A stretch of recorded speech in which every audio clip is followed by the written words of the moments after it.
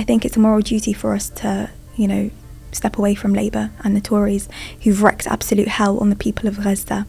As I said, the genocide is one that will haunt us for the rest of our lives. Labour have completely abandoned us. They don't serve our communities, they don't serve our people. And you've seen what they've done to Diane Abbott, Faiza Shaheen. They don't serve any ethnic minorities, any young people, any elderly. I don't know who the Labour Party represents anymore. They don't represent the people. Welcome to the Big Picture podcast. My name is Mohamad Hassan, and today we sit down with activist and independent candidate for Ilford North, Leanne Mohamad. The grandchild of Palestinian refugees, Mohamad has become the face of a growing political movement intent on challenging safe Labour seats at this year's election, specifically over the party's position on Israel and Gaza. But the challenge for Leanne is immense. She's up against Wes Streeting, Labour's shadow health secretary, and an MP tapped by many as a future leader of the party. What could work in her favour though is demographics. A third of Ilford North's residents are Muslim, and many are angry at Labour and vowing never to vote for the party again. But will that be enough to get Leanne Mohamad over the line and pull off an unlikely upset that will rattle a future Labour government?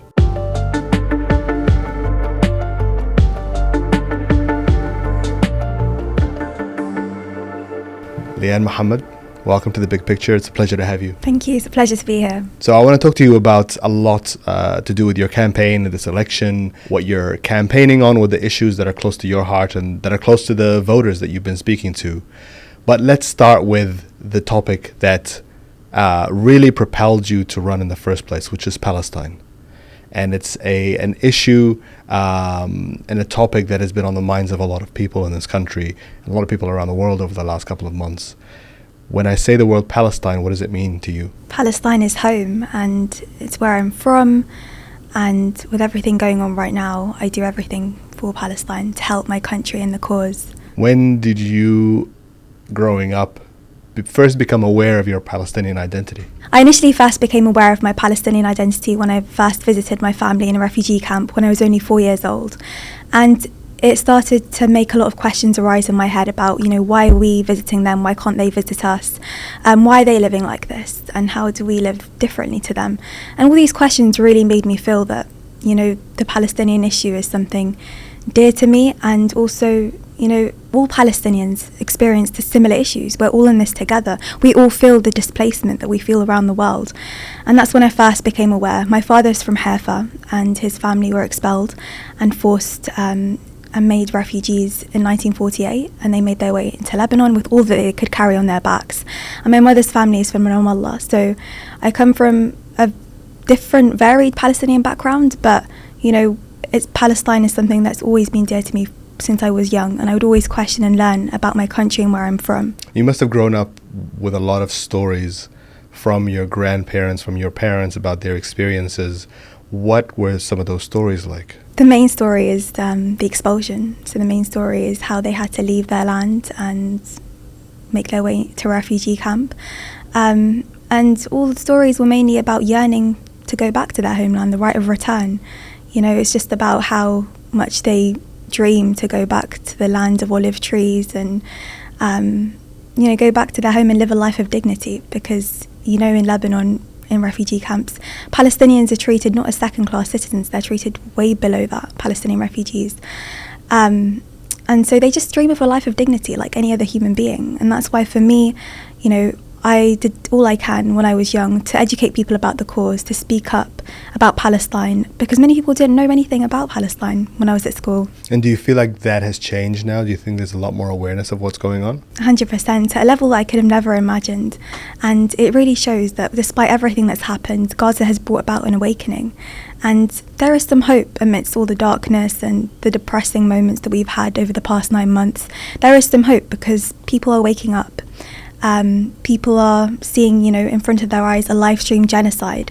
And this is a genocide that will haunt us for the rest of our lives. The young population especially, they've never seen anything like this on their screens. And so I'm really hopeful for what's to come. I think, this generation are really waking up, and it will be never again for anyone. Let's go back to 2016 and you talking about educating people, educating your peers about what's going on. You had a speech that you entered into a competition. That speech ended up going viral and really put you on the map. What happened in that moment when you had that speech? Because it was, it wasn't exactly smooth sailing, was it? Yeah, no. So I was actually someone who was very shy at school. I would never raise my hand. I would never engage in any conversations in class. But my English teacher nominated me to take part in the Jack Pitchy Speak Out Challenge. And I was only 15 years old in year 10. And to me, it was just a surprise. Like, I think you've picked the wrong person here, because I was someone who would never speak in class. And she actually believed in me, and she forced me to do it, to take part in the competition. And I decided that, if you're going to force me to do it, there's only one thing worth me actually speaking up about, and that's Palestine. Educating my classmates, at least, about where I'm from and what's happening in my homeland. And 3 weeks prior to that, my baby cousin had passed away because he was denied medical treatment because he was a Palestinian refugee. And that really affected me. It started to raise a lot of questions in my mind about why was he denied treatment? Why wasn't he able to come here to get that? And within that moment, I thought, you know what? Let me educate the people around me. Let me use this opportunity to tell them about where I'm from and the hardships that my people face. I ended up winning the competition. I came first. I made it to the regional final in Redbridge, and I won first place with applause. And it was a wonderful moment for my parents, who never thought they'd see me on that stage. And especially to win with a speech about Palestine was something big back then, 10 years ago. I couldn't believe till now they actually chose that to be the first place winning speech. And following that, the video went viral, and embarrassingly you can still see it online. But following that, I was subjected to an avalanche of online abusive comments and videos referring to me as a good little Miss ISIS girl, as a suicide bomber, 15-year-old ISIS recruiter, evil KKK Nazi schoolgirl who needs to be burnt alive, jailed permanently. And I was only 15, and I was seeing all these comments, on my Twitter, and what was that like, to be a 15-year-old? It was scary. I was in so much fear. I was afraid. I was like to my parents, it feels like my whole life is over right now. How will I ever get a job? How will I proceed in life with my career, my studies, university? Felt like the whole world was against me. Following that, it was a difficult time. But with pain comes learning. With the support of my family and my friends, I rose to the challenge. It became a police matter as well. So it became a police matter, and all the advice was to simply shut down my Twitter, to effectively be quiet, and this would all go away. My friends started a hashtag, Let Leanne Speak, that went viral as well. And there was so much support online, overwhelmingly from so many people that I didn't even know, about letting Leanne speak, about why is this a speak out challenge if she's now being silenced, because my video was taken down and I was censored. They were trying to silence me. And as I said, with pain comes learning. I was determined to carry on. No one was going to silence me. And something I said back then, 8 years ago, was that nobody will ever silence me, and I'll continue to shout louder about the plights of my people. And that's literally what I've done ever since then till now. Just continued, because I'm speaking up for truth, and I'm standing on the right side of history, and there's nothing to be afraid of. And so effectively, they helped me. They helped me have my voice heard further than I could have ever imagined had I even won the grand competition. By doing that, by trying to shut me down, they helped my voice be heard even more. And I'm so grateful, so thank you to them for doing that. So that was a real turning point for you. Yeah, it was. And I was no longer afraid to speak up. I was someone who's naturally shy, but when it comes to speaking up for justice, I have nothing to be afraid of. So interestingly enough, one of the people that came to your defense was the MP for Ilford North at the time, Wes Streeting, who you are now running against. And at the time, I think he called you a principled young woman and defended your right to be able to speak publicly, while also saying that he doesn't necessarily agree with everything that you had said. Did that feel at the time like something that was promising for you as a young woman, kind of hearing a local leader speak up on your behalf? Yeah, I mean, he wasn't the only MP who spoke out, but it was, it was welcomed, what he said, about this young girl. There's nothing anti-Semitic she has said. The abuse she's received has been appalling, and she should not be subject to this abuse. And I think that's the least that any MP should say when, their constituent is going through such a thing. However, Wes Streeting wasn't my MP back then. He was the MP for Ilford North before the boundary change had happened. I was in Ilford South. And so my local MP actually didn't say a word. He didn't even check up on me or ask about anything. So, you know what, when I saw that another local leader speaking up, I was, we welcomed it. We were like, thank you for actually defending me, because there was nothing anti-Semitic that I've ever said. So that was welcomed. From that moment, you then were involved in a lot of activism. You spoke a lot about the Palestinian issue. You were involved in local initiatives. At what point in time did you start thinking that maybe you had political aspirations? Honestly, I don't even know where it began.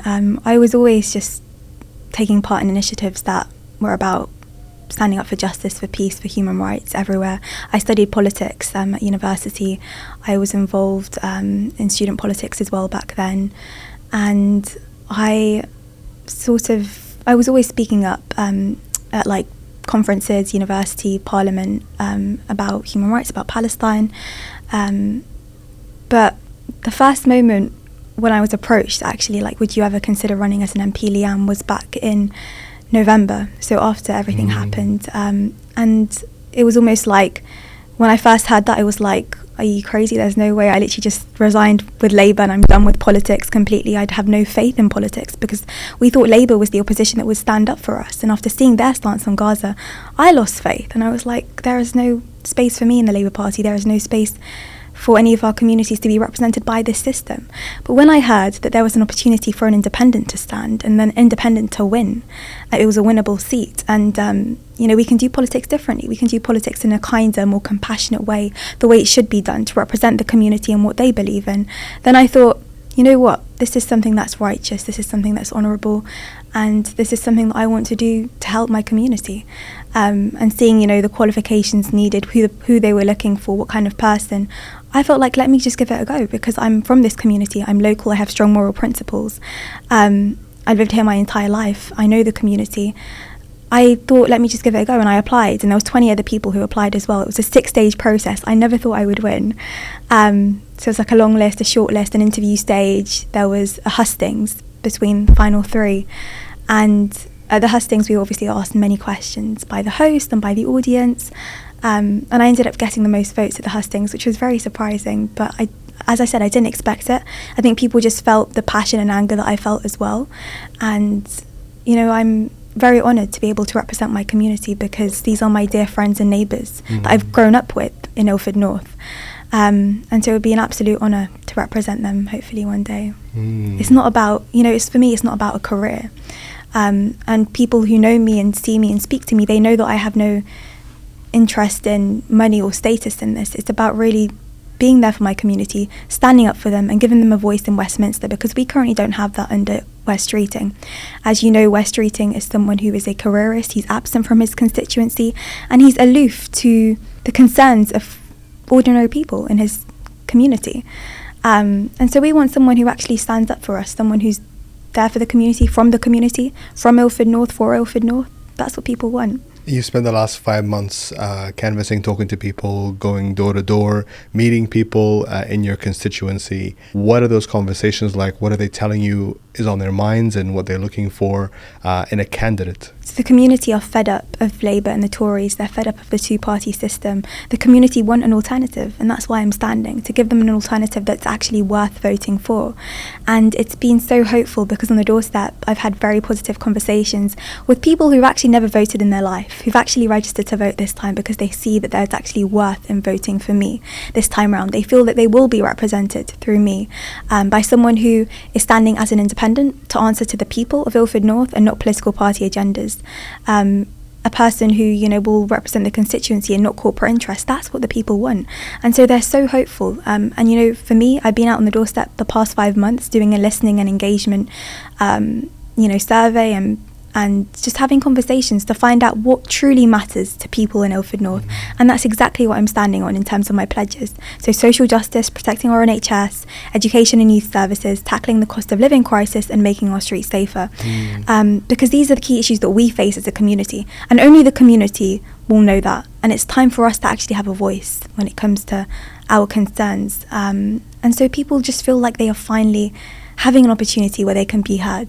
So people are excited about the upcoming election. They're very excited to vote. People have already voted for me, and every time I'm out on the streets, they're like, Leanne, we've already voted. People are stopping me to say good luck, you make us so proud. We're actually hopeful.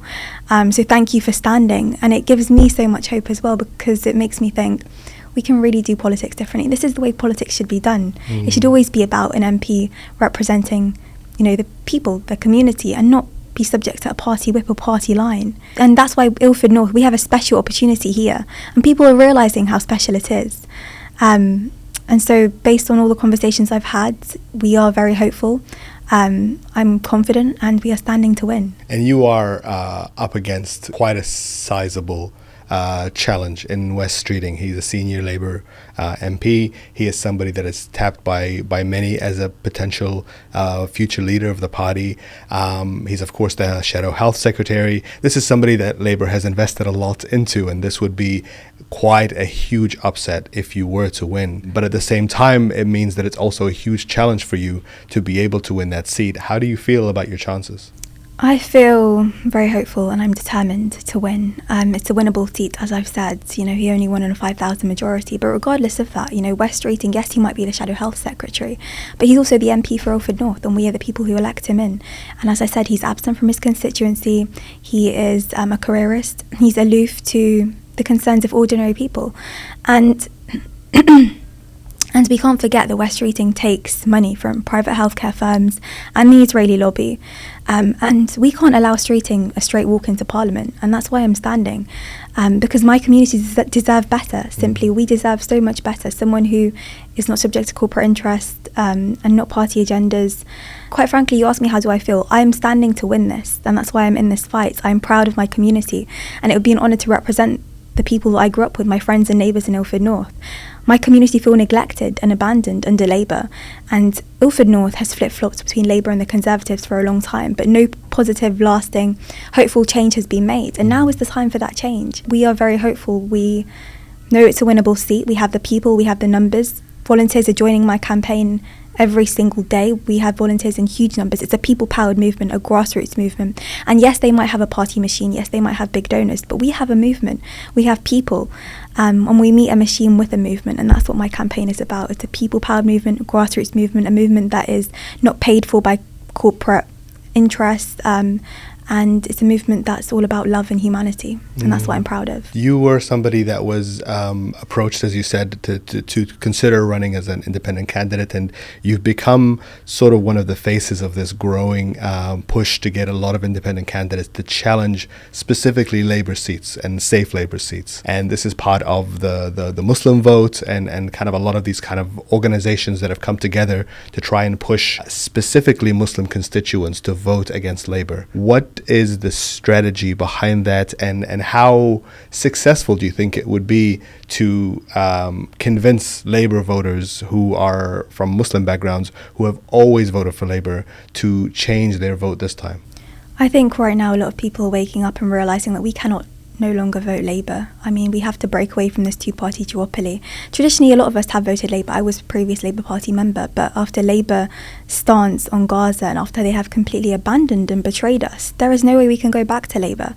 And that's why I'm standing as an independent. Labour's stance on Gaza was something that till this day disgusts me every time I remember it. Keir Starmer openly coming out and supporting the cutting off of fuel, food and water to 2.2 million Palestinians in Gaza. And our MP, Wes Streeting, at the time, we implored him to vote for a ceasefire in November, and he refused, arguing that it was the wrong time, that Israel had not wreaked enough revenge.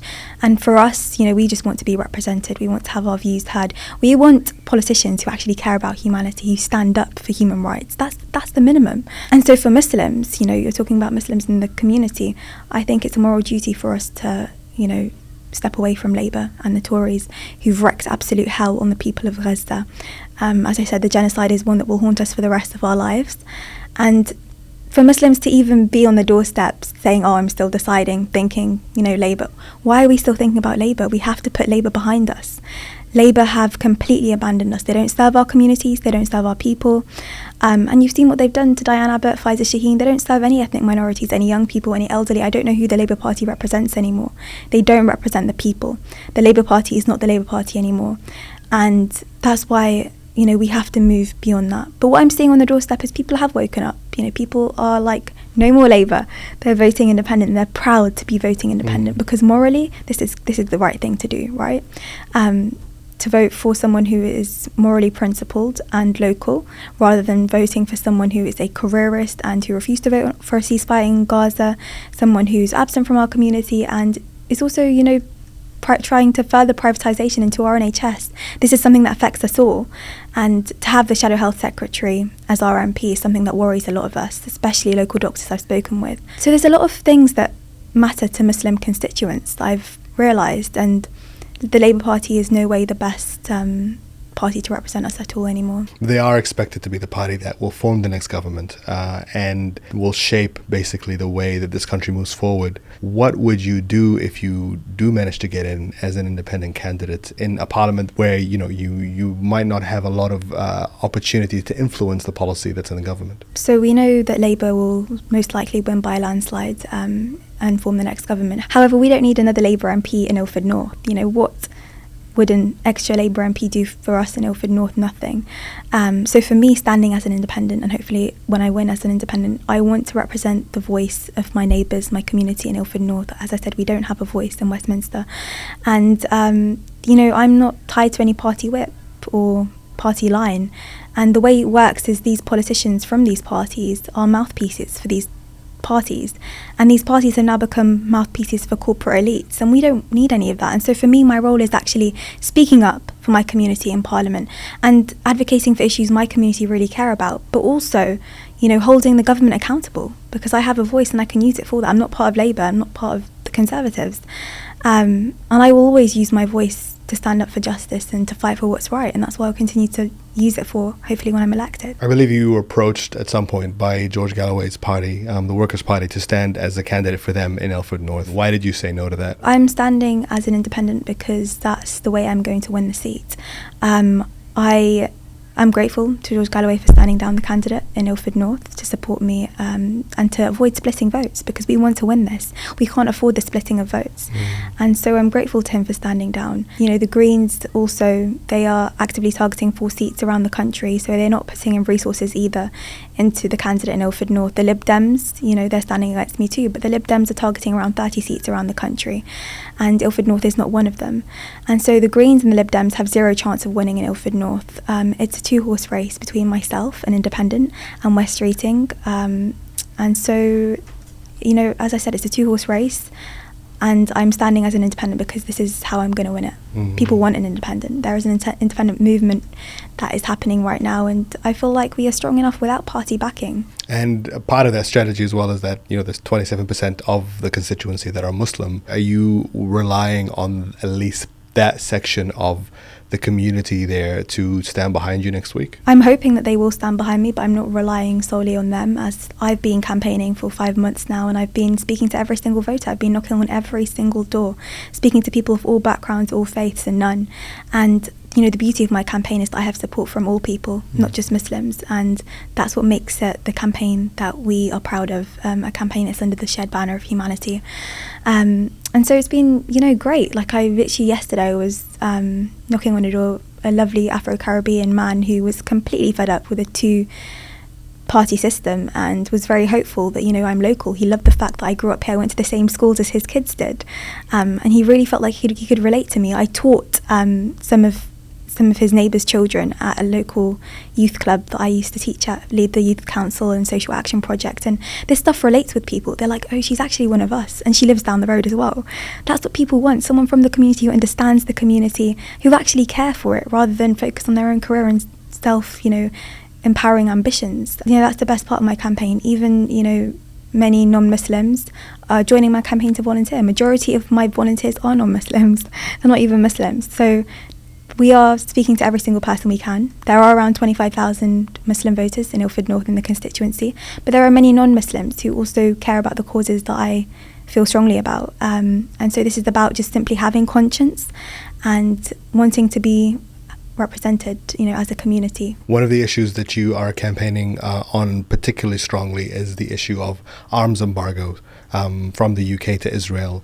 If you do get in and you have an opportunity to speak on that issue, how do you go about trying to change that, or change the current Labour Party policy, which has refused and voted against an arms embargo? It's sad because you think that over 36,000 Palestinians killed by now would have been enough to call for an arms embargo.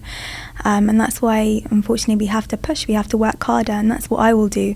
I know the Greens are calling for an arms embargo, which is positive and welcomed, and I hope to work with them to push further. But there is so much work to be done, and, calling for a ceasefire is what we've been saying is not enough. How can you call for a ceasefire and not call for an end to arms sales to Israel? It just makes no sense, and it doesn't add up. And so for me, I will continue to push for ending arms sales to Israel for as long as possible, because I think this should be the minimum. In a genocide that's lasted for 9 months now, how has there not been an end to arms sales? I can't even understand. But I know that myself and many of my residents and friends and many of my community in Ilford North also feel very strongly about ending arms sales. And I'm here to be their voice, to speak up for what matters, to stand up for what's right, and I will use my voice in Parliament to do that. This growing movement around the war in Gaza, the Palestinian issue. We've had protests for 9 months in London, in the city, and around the country. How do you think that has influenced the politics of this country? I think there's a real disconnect between, us, the people out on the streets, and politicians in Parliament. But then again, we've been disconnected from what real power is. Real power is the people, not the parties, not the politicians, not the governments. And this is what my campaign is about. But also, it's been very hopeful, seeing people come out consistently. It's been 9 months and people are still coming out in their huge numbers. It's not like we have watered down. No, we're very strong, and we're getting stronger every day. We've been protesting for 9 months, and we've been also donating for years, right? But what I feel right now is the most important is political action. Political action is so important when it comes to Palestine, and people don't realise it. And that's why I really emphasise to people that now is the time to get involved, to stand up for what's right, and to hold these politicians accountable. All these politicians who've allowed this to continue, who failed to vote for a ceasefire. These are the people that we need to unseat. Get them out. Don't give them your vote. We can't be voting for Labour, because Labour clearly have taken a really bad stance on Gaza. And so there's a reason why so many ex-Labour supporters are saying that a vote for the Labour Party is a vote for the genocide party. And I really want people to wake up and see that, with Palestine, political action is needed. And it's so important to have Palestinian voices in Parliament. It's so important to, lobby your MPs who effectively they vote in Parliament based on all these votes around ceasefire, around arms embargo. This is really underlooked, and I feel like people think that we can't really have that much influence when it comes to political action, but we do. We have a voice, and I think right now this election will be so important because we'll really represent the power that we have when it comes to voting these people in. So this is the time to really, channel our rage into more action, into political action, and bring our rage to the ballot box on the 4th of July. I don't want to age you, because that's rude, but there is a significant shift in how a young generation of people are becoming aware politically of the world and of the politics of their country. And a lot of people feel really disengaged with a lot of establishment political parties and are looking for something else. There will be a lot of people that are of your age and younger that are voting for the very first time in this election. And I assume that some of these people that you are trying to speak to and communicate with, what is that generation looking for in leadership in this country? What are they looking for in a world that they are becoming active participants in for the first time? I'm so proud of my generation, and I feel like young people are really the future. Young people are on the right side of history, and we need more young voices to speak up, to stand up, to be in Parliament. We need more young people because, young people are leading the way. And for me, it's been great because, young people are actually the ones who are straight up voting for me on the doorstep when I see them. And it's their parents that I have to work hard with to convince, who are traditionally stuck in their own ways about Labour.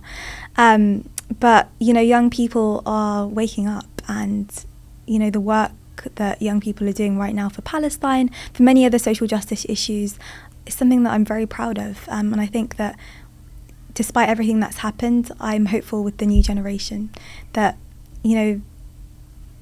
that whatever happens, I know that there's people of conscience. Our generation is leading the way, and I just need to see more people standing up, getting into Parliament, and using their voices, because these are the voices that we need. That's what I'm realising, that young people are more in tune with what's going on and what's right. There's a very high likelihood that in a week's time, Keir Starmer will become the next Prime Minister of the UK. Hopefully Andrew unseats him. Yeah, let's see what happens there. But if you have an opportunity to speak to him directly, one-on-one, and you might do, if you manage to get into Parliament, what would you say to him? I would just tell him straight that he's one of the most unpopular leaders we've ever had, and he's someone that, should do so much better. Under him, the Labour Party is no longer the Labour Party that we wanted. Where are the core Labour values of fairness, justice and opportunity for all? That's what I would question him about.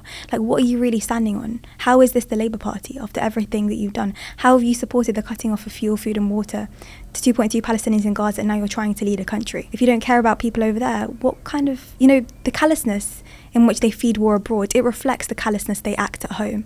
And that really worries me. And it worries many people in our country right now. And so I would really question him on his policies, on his morality, I would say. So you're clearly not a fan. Definitely not. Then I would ask you, what kind of leader do you think this country needs? This country needs a leader with empathy, someone who stands up for humanity, someone who brings hope to so many people. And I think for me, that was Jeremy Corbyn. That's why I got in touch. That's why I first got involved in politics, actually, because of Jeremy Corbyn's leadership. I first became a Labour member under him, and he's someone that still inspires me till this very day, because he continued fighting for what's right, standing up for justice. That's the kind of leader that our country needs. And it's a shame, what's happened, but I'm really glad that he's standing as an independent right now. It takes courage to fight the two-party system, but I'm very proud, and, it makes me so happy to see many candidates standing around the country as an independence. It's such an honourable thing to do, to stand against this two-party system, to break away from the two-party duopoly. And, I'm sure, I'm very confident that we'll continue to see Jeremy in Parliament using his voice that we all need, right? We all need his voice. But there needs to be many more people like him. You have built this movement in Ilford North. You have built this campaign. You've gotten to know a lot of people. You're campaigning to try and unseat Wes Streeting in this election.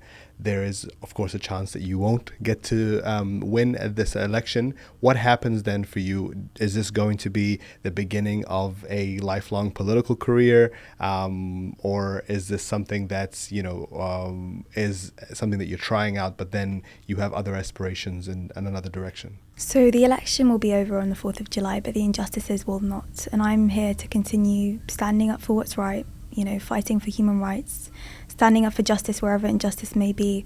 And I'm not so sure about, whether I would run to be an MP again, but I'm certain that I will continue with my activism and standing up for justice and peace and, continuing the journey that I began when I was 15 years old, because that's what my role here is to do. There's almost like a fire within me to seek justice in this world, and I can't live my life without doing that, with everything going on, and that's simply what I will continue to do. Regardless, in any capacity that I can, I will continue to do that. Leanne Mohamad, it's been a pleasure. Thank you very much for being with us today. Thank you for having me.